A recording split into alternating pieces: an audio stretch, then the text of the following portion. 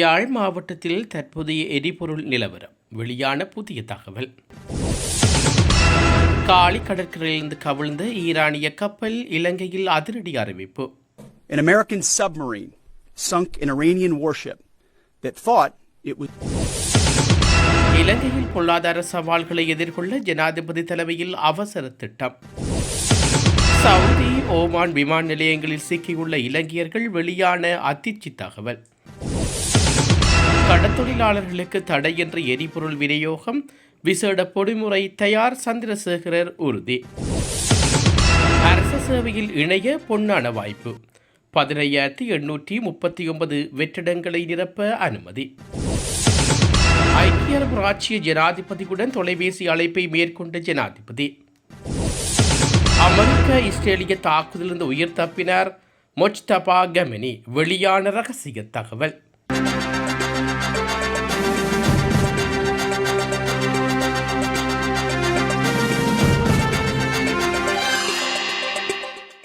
யாழ்ப்பாண மாவட்டத்துக்கான எரிபொருள் விநியோகம் சீராக நடைபெற்று வருவதால் பொதுமக்கள் அச்சமடைய வேண்டாம் என யாழ்ப்பாண மாவட்ட அரசாங்க அதிபர் மருதலிங்கம் பிரதீபன் தெரிவித்துள்ளார். தற்போது ஏற்பட்டுள்ள எரிபொருளுக்கான வரிசை தொடர்பில் நேற்று கருத்து தெரிவிக்கும் போது அவர் இதனை தெரிவித்துள்ளார்.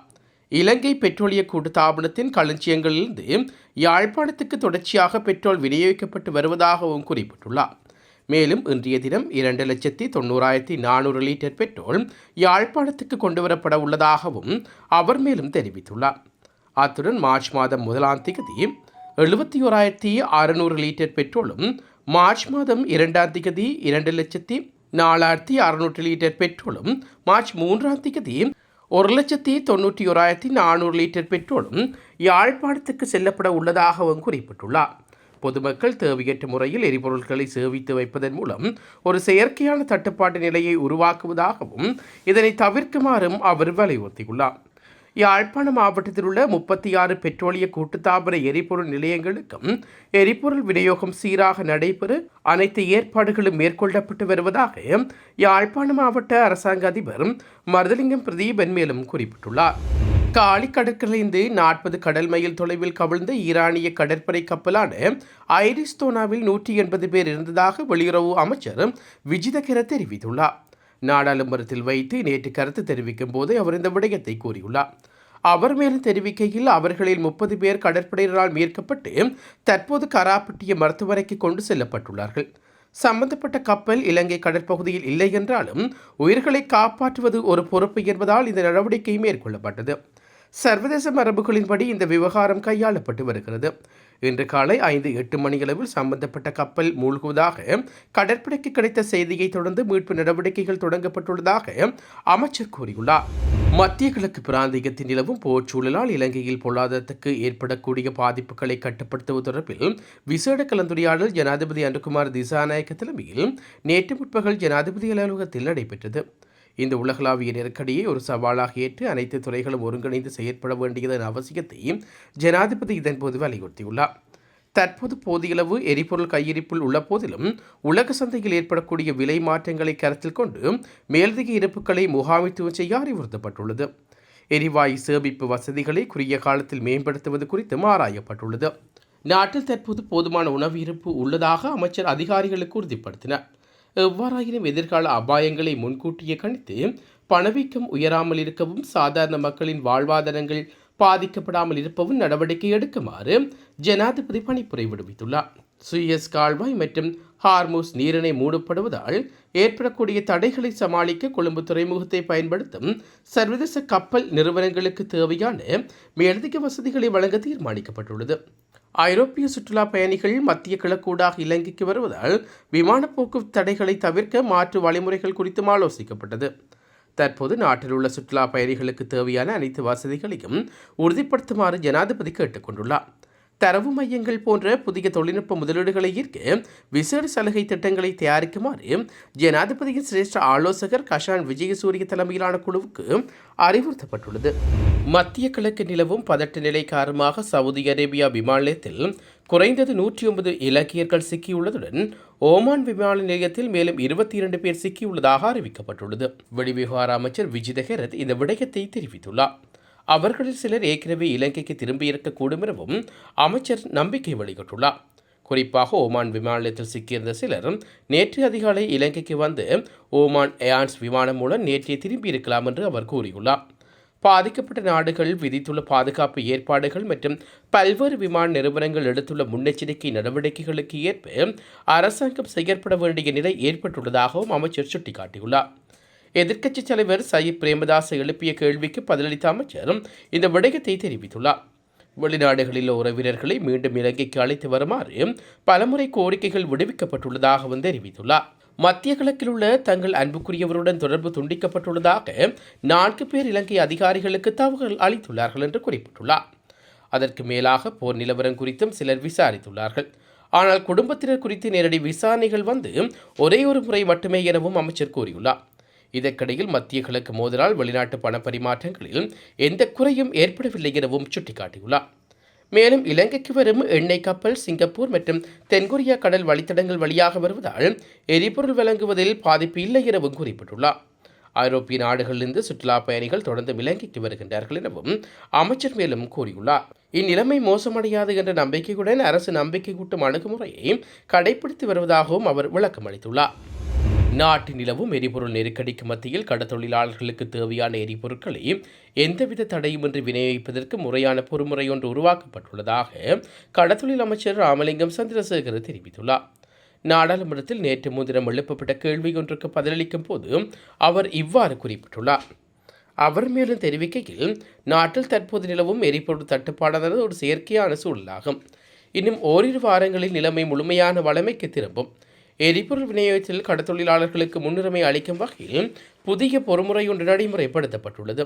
இதன் மூலம் ஆழ்கடல் மற்றும் கரைவளை மீன்பிடியில் ஈடுபடும் கடத்தொழிலாளர்களின் வாழ்வாதாரம் பாதிக்கப்படாமல் இருப்பதை உறுதி செய்ய நடவடிக்கை எடுக்கப்பட்டுள்ளது.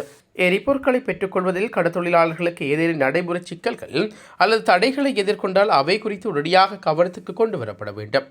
அத்தகைய சிக்கல்களை தீர்ப்பதற்கு கடத்தொழில் அமைச்சு உடனடியாக நடவடிக்கை எடுக்கும் என்று தெரிவித்துள்ளார். மத்திய கிழக்கு பிராந்தியத்தில் ஏற்பட்டுள்ள பாதுகாப்பு ஸ்திரத்தன்மை இலங்கை தேசிய பாதுகாப்பு மற்றும் பொருளாதாரத்தில் நேரடி தாக்கலை ஏற்படுத்தும் என எதிர்க்கட்சித் தலைவர் சயித் பிரேமதாச நேற்று நாடாளுமன்றத்தில் சுட்டிக்காட்டினார். மத்திய கிழக்கில் பல்வேறு நாடுகளில் சவுதி அரேபியா, ஐக்கிய அரபு ராச்சியம், கட்டார், குவைத், ஓமான், பைஜான், இஸ்ரேல், லெபனானில் பணிபுரியும் இலங்கையர்களின் துல்லியமான எண்ணிக்கை எவ்வளவு? போர் இக்குறைமடைந்தால் அவர்களை பாதுகாப்பாக வெளியேற்ற விசேட விமான போக்குவரத்து அல்லது மாற்று வழிகளில் தயார் நிலையில் உள்ளனவா? தூதரகங்களில் 24 மணி நேர அவசர தொடர்பு சேவைகள் மற்றும் தங்குமிட மருத்துவ வசதிகள் அலகுகள் உள்ளனவா? ஹார்முஸ் நீரிணை கடல் வழி பாதை பாதிக்கப்படாமல் இலங்கைக்கான கச்சா எண்ணெய் மற்றும் சுத்திகரிக்கப்பட்ட எரிபொருள் விநியோகத்தை உறுதி செய்ய மாற்று வழிகள் என்ன? உலக சந்தையில் எரிபொருள் விலை உயர்வால் ஏற்படக்கூடிய பொருளாதார தாக்கத்தை முகாமைத்துவம் செய்ய பிற எண்ணெய் உற்பத்தி நாடுகளுடன் பேச்சுவார்த்தை நடத்தப்பட்டதா?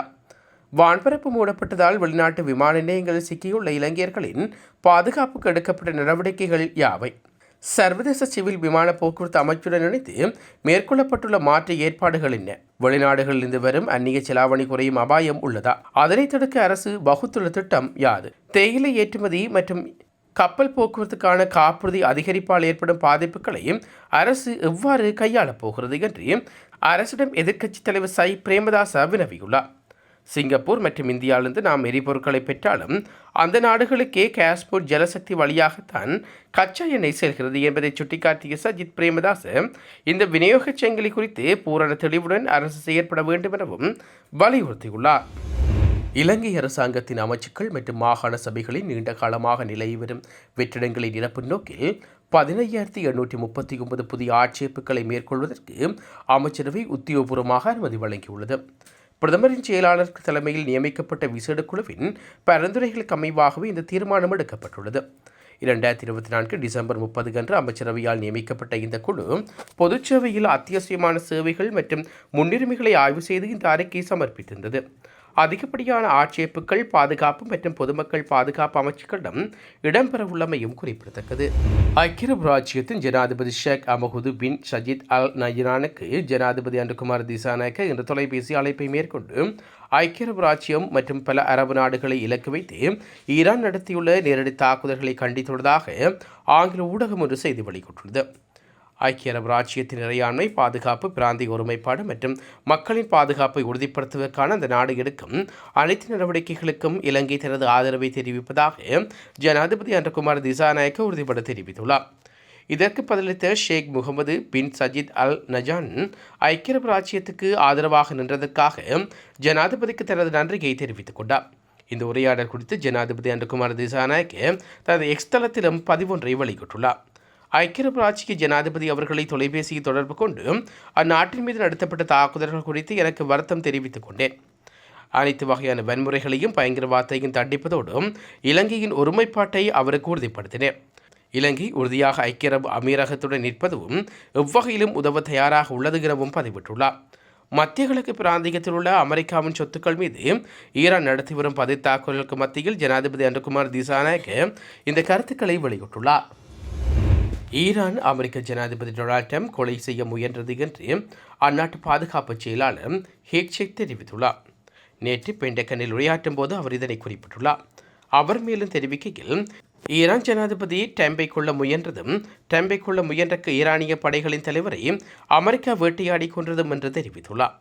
2024 ஆண்டில் ட்ரம்ப் ஜனாதிபதியாக தேர்ந்தெடுக்கப்படுவதற்கு முன்பர் அவரை கொள்ள ஈரானிய பிரிவு ஒன்று இணைந்து சதித்திட்டம் தீட்டியதாக கூறப்படும் ஆப்கானிஸ்தான் நாட்டவருக்கு எதிராக அமெரிக்க அரசாங்கம் குற்றச்சாட்டுகளை முன்வைத்தது. அப்போது 51 வயதான பர்ஹாத் ஷோஹரி என்பவர் ட்ரம்பைக்குள்ள ஒரு திட்டத்தை வழங்கும் பாணியில் ஈடுபட்டு நீதித்துறையை குற்றம் சாட்டியது. அப்போது ஷஹோரி ஈரானில் இருப்பதாக நம்பப்படுவதாக அமெரிக்க அரசாங்கம் கூறியது. மன்ஹட்மான் நீதிமன்றத்தில் தாக்கல் செய்யப்பட்ட ஒரு குற்றவியல் முறைப்பாட்டில் ஈரானின் புரட்சிகர காவல்படையின் அதிகாரி ஒருவர் ட்ரம்பை கண்காணித்து கொள்ள ஒரு திட்டத்தை வகுத்து ஷஹோரியை செப்டம்பரில் வழிநடத்தியதாக அமெரிக்க சட்டத்தரணிகள் தெரிவித்ததாக அந்நாட்டு ஊடகங்கள் செய்தி வெளியிட்டுள்ளன. ஈரானின் மறைந்த உயர் தலைவர் அலி கமேனியின் மகனும் நாட்டின் அடுத்த தலைவராக பதவியேற்றக்கூடும் என எதிர்பார்க்கப்படுவருமான முஜ்தபா கமேனி அண்மைக்கால அமெரிக்க இஸ்ரேலிய தாக்குதலிருந்து உயிர் தப்பியுள்ளதாக அல்ஜீரியா செய்திகள் தெரிவிக்கின்றன. ட்விட்டர் செய்தி தேவைக்கு ஈரானிய உயர்மட்ட தரப்பினர் வழங்கியுள்ள தகவலின்படி இஸ்ரேலிய போர் விமானங்கள் திர்ஜானில் உள்ள முக்கிய இலக்குகளை தாக்கிய போதிலும் முஜ்தபா கமேனி காயமின்றி தப்பியுள்ளதாகவும் கூறப்படுகிறது. முஜ்தபா கமேனி இதுவரைக்கும் எந்த ஒரு உத்தியோகபூர்வ அரச பதவிகளையும் வகித்ததில்லை. இருப்பினும் ஈரானின் ஆட்சி முறைக்கு அவர் ஒரு திறமையான மற்றும் செல்வாக்குமிக்க தலைவராக பார்க்கப்படுகிறார். தனது தந்தை அலி கமேனியின் மறைவுக்கு பின்னர் நாட்டின் தலைமை பொறுப்பை ஏற்கக்கூடிய ஒரு மிக முக்கியமான நபராகவும் அவர் அடையாளப்படுத்தப்படுகிறார். கடந்த 2008 ஆண்டிலேயே அமெரிக்க இராஜாங்க திணைக்களத்தின் ரகசிய குறிப்பொன்றில் முஜ்தபா எதிர்காலத்தில் ஈரானிய தேசிய தலைவர்களில் ஒருவராக வருவார் என்று குறிப்பிடப்பட்டிருந்தது. ஈரானின் ஆட்சி மாற்றத்தை ஏற்படுத்த இஸ்ரேல் மற்றும் அமெரிக்கா தீவிரமாக முயன்று வரும் சூழலில் முஜ்தபா கமேனி உயிர் தப்பியுள்ள செய்தி சர்வதேச அரங்கில் பெரும் அவதானத்தை பெற்றுள்ளது. இத்துடன் காலை நேர பிரதான செய்திகள் நிறைவுக்கு வருகிறது. தொடர்ந்து நாளை காலை பிரதான செய்திகளோடு இணைந்து கொள்ளுவோம். நன்றி. இதுபோன்ற செய்திகளை தெரிந்து கொள்ள யாழ் டிவி நியூஸ் சேனலை சப்ஸ்கிரைப் செய்து அருகே இருக்கிற பெல் பட்டனையும் கிளிக் செய்து கொள்ளுங்க. மேலும் இதுபோன்ற செய்திகளை உடனுக்குடன் தெரிந்து கொள்ள யாழ்டிவி.com எனும் இணையதளத்தின் வாயிலாக எங்களோடு இணைந்து கொள்ளுங்கள்.